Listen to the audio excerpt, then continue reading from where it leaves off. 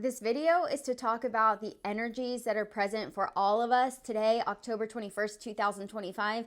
And the thing is, yes, there is a bit of a pinch point today because it is a new moon, which means the moon and the sun are exactly together in the sky.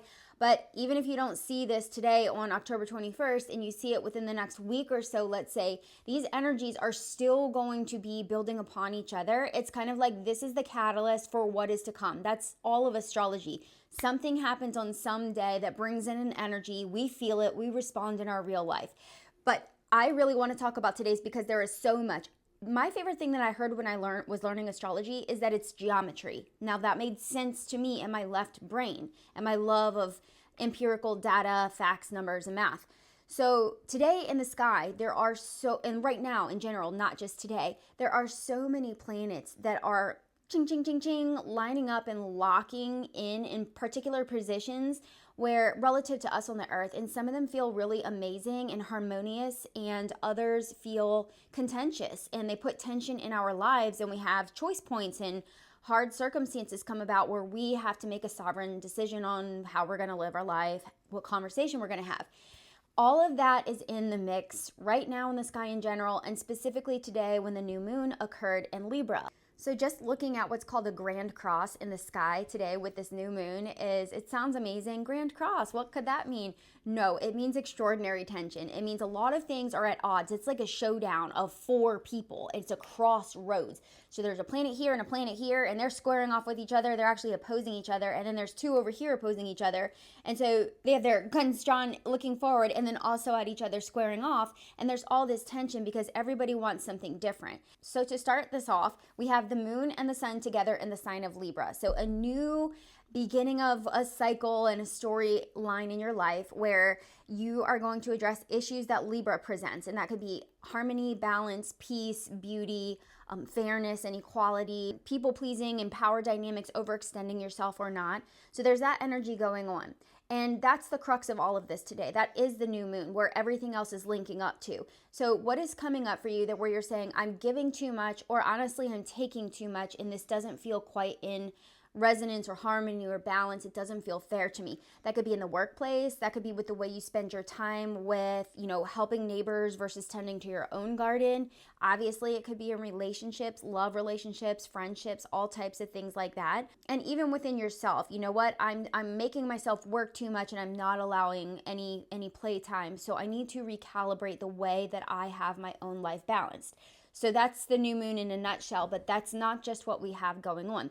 Completely opposite to that in the sky is our wound. It's Chiron in the sign of Aries, the wounded healer. So our greatest wound, it's in the sign of Aries, which is all about our self-identity and showing up as what we need, what we want, and our authentic self.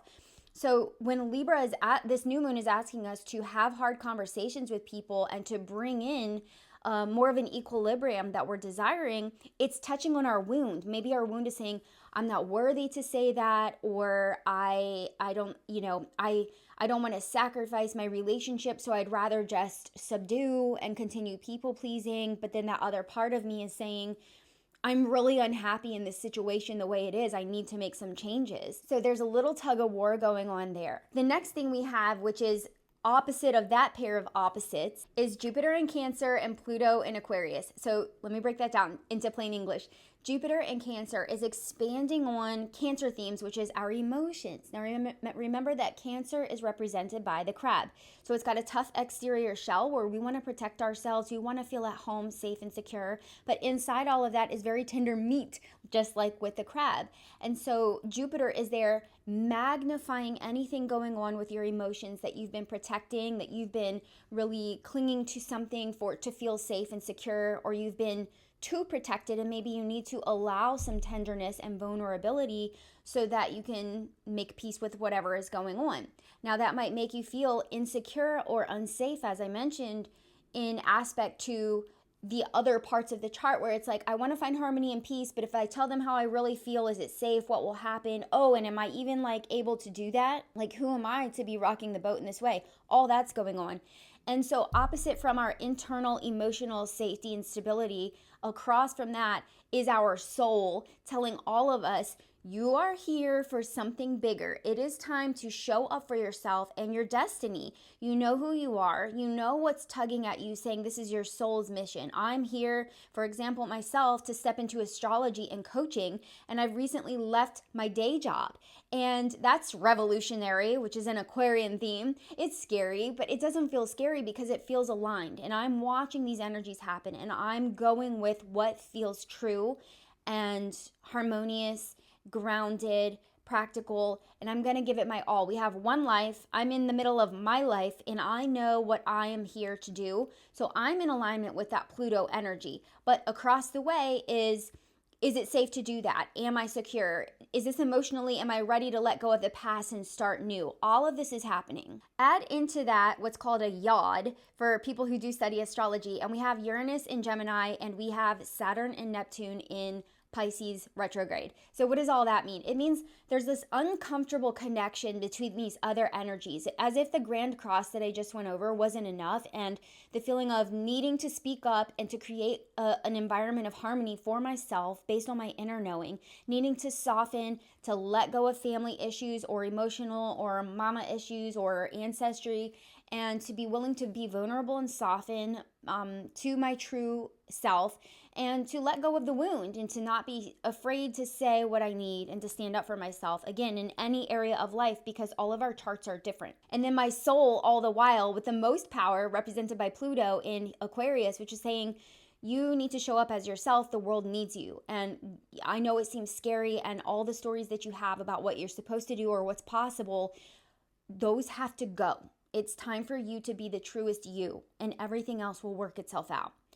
So we have all of that going on. Then we have Uranus and Gemini, and that's a really disruptive energy where maybe it's saying like, hey, do you really need to do all this tit for tat? Do you need to know the facts? Do you need to keep digging and figuring out every single detail? You're not going to be able to see how it's all going to work out in the future. Gemini wants that evidence and that information, and it wants to know how it can accomplish what it wants, and it wants to do it itself. It wants to know. It's ruled by Mercury, the mind.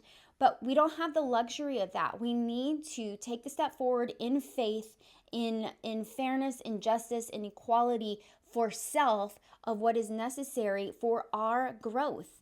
And that means hard conversations. But if we're really scared to do that, we might be hanging on to that Gemini energy, which we all have, which is saying, no, I want to make sure first. I don't want to cause any issues because I don't know the facts yet, and I want to certify everything before I'm willing to have that conversation. Well, you can't do that right now. It's pushing us to say, do it anyways. You know your inner knowing, and you can trust yourself that you have good intentions. Your only intentions are to live an optimal life where you can be of service to humanity and the animals and Mother Nature, and that you can thrive and you can be happy, right? You can trust that. So if something feels unfair to someone else, that's going to have to be something they have to deal with, because you have to get on the path that you're destined to be on. If you're not already on it, this energy is begging you, aka forcing you to make those things happen for yourself. And another point of contention is also in the yod, or the quincunx, or the inconjunct formation, which is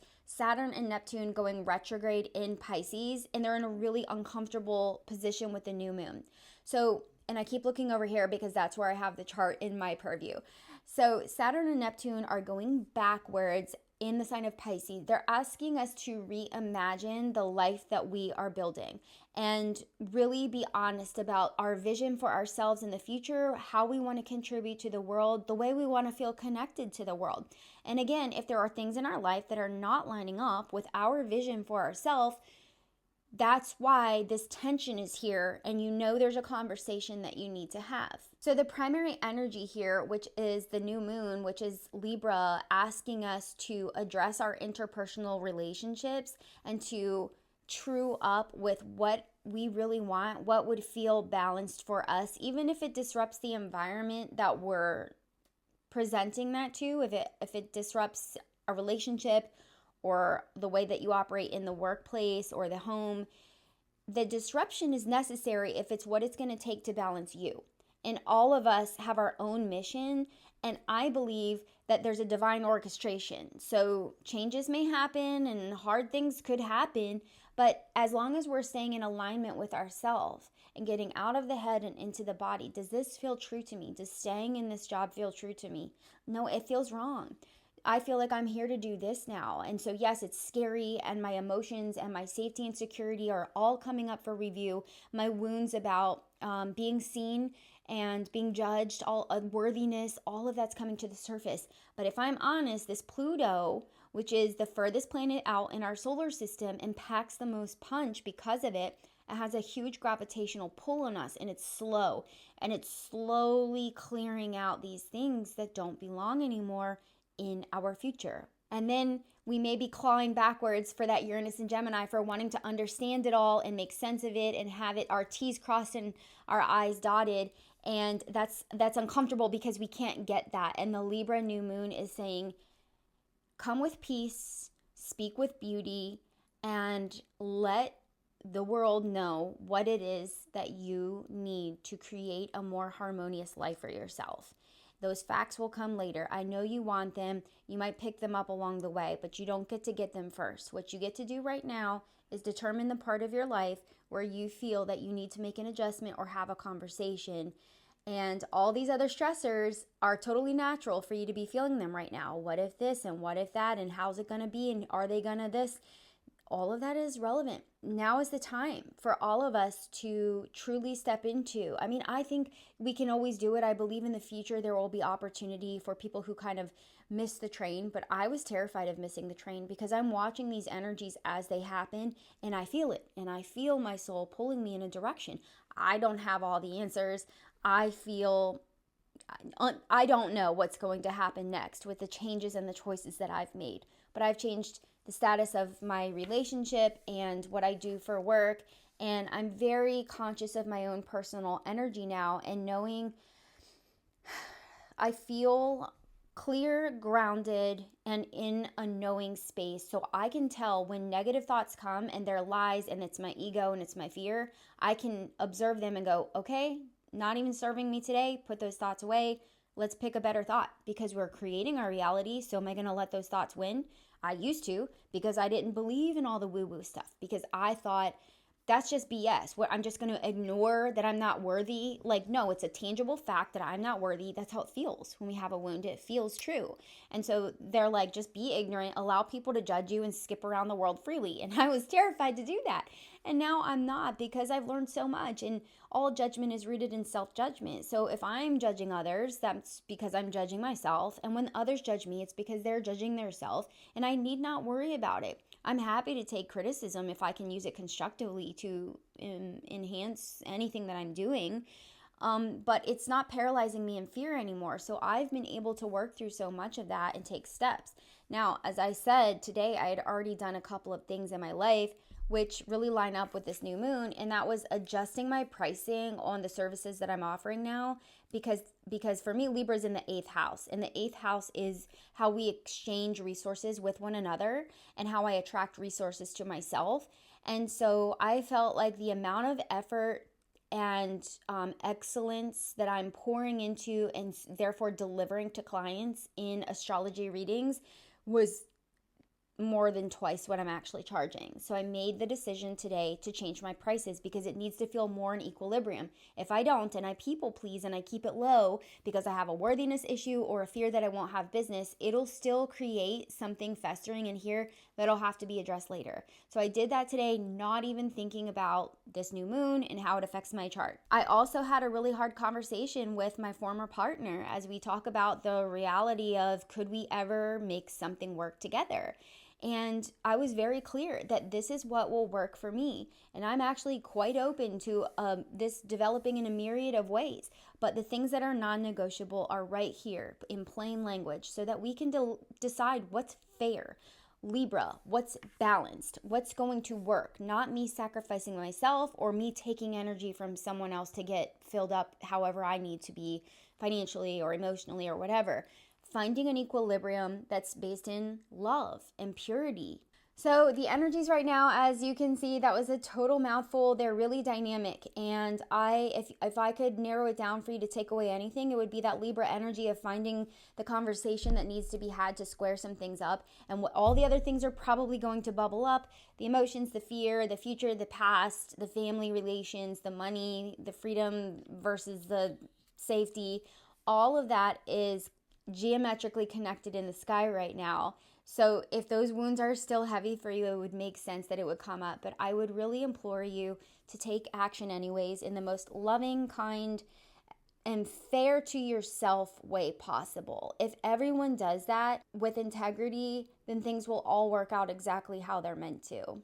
I know that was so much. I hope that was helpful. If you're curious about how this impacts your chart and you want to have a birth chart reading in detail where we look at what's happening now, but also the entirety of your energetic makeup per the birth chart, I'd love to do that for you. The link is in my bio to schedule a reading, and I look forward to seeing you on the next video.